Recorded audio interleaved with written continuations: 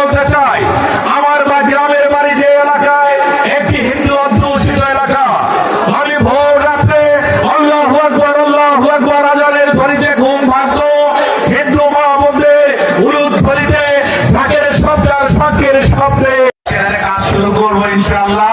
কিন্তু এই কাজ শুরু করার জন্য আপনারা হলো সকল ক্ষমতার উৎস।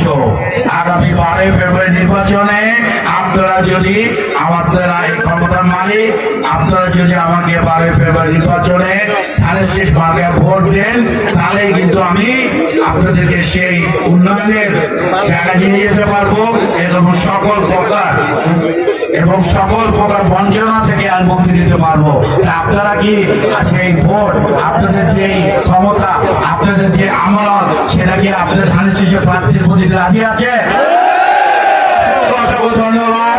ইনশাআল্লাহ আমি আপনাদের সাথে ওয়াদা করে যাচ্ছি, আমি সকল প্রকার উন্নয়নের জন্য আপনাদের সাথে থাকবো। আপনারা 12 তারিখে